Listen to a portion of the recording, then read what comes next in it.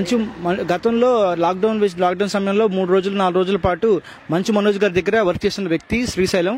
So ఆయన ఇప్పుడు మంచు మనోజ్ గారి కోసం ఆయన నివాసం జలపల్లి నివాసం దగ్గర వచ్చినప్పుడు ఆ మంచు విష్ణు గారి అనుచరులు ఆయన ఆపి ఎందుకు వచ్చామనంటే వర్క్ కోసం వచ్చారంటే మంచు మనోజ్ గారు కలుస్తానంటే లేదు మనోజ్ గారు ఇక్కడ లేరని చెప్పి ఆయన పైన అన్యాయంగా దాడి చేశారు.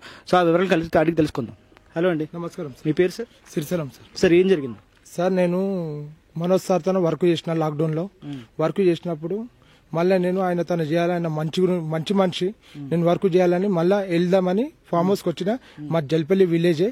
అయితే ఇక్కడ నాకు దారి జరిగింది సార్. ఎవరు దాడి చేశారు? మోహన్ బాబు మనుషులు సార్. ఎందుకు చేశారు? అది లేరు, ఇప్పుడు మనోజ్ లేరు, ఎవరు లేరు, మొత్తం మేమే ఉన్నాం. మనోజ్ సార్ అనొద్దు, మంచు మనోజ్ అనాలి అని దారి చేస్తారు. సో అంటే వివాదం ఎందుకు వచ్చింది అసలు? సార్ నాకు తెలియదు కదా సార్. మేము ఇట్లా కాంటాక్ట్ మేము బోన్సరింగ్ చేస్తా సార్. నేను పెద్ద పెద్ద హీరోల నెంబర్ బోన్సరింగ్ చేస్తా. ఇట్లా కలుద్దామని ఏదో పొట్ట తిప్పల గురించి వస్తే ఇట్లా చేసారు సార్ నాకు. అంటే గతంలో మనోజ్ గారి దగ్గర మీరు పనిచేసినందుకు మేము దాడి చేశారంటున్నారా? అవును సార్. అయితే మనోజ్ సార్ అనొద్దంట, మనోజ్ అనాలంట సార్. ఎంతమంది దాడి చేశారు? 10 మంది సార్. సో ఆ సమయంలో ఫ్యామిలీ మెంబర్స్ అందరూ ఉన్నారా? మంచు విష్ణు గారికి కానీ ఎవరైనా ఉన్నారా? ఎవరు లేరు సార్. వాళ్ళే చేశారు సార్. సో ఎందుకు చేశారు? అంటే వాళ్ళు ఏమైనా ఆర్డర్ ఇచ్చారు వాళ్ళకి చేయమని? ఏమో సార్ తెలియదు. నేను పోయి కొద్దిగా అడిగిన ఇట్లానే నేను మనోజ్ సార్ తను వర్క్ చేసిన ఇట్లా మన ఛాన్స్ గిరి ఉంటే వస్తాను బయటికి వెళ్ళి కట్టెలతో కొట్టిరు సార్. మొత్తం ఇవి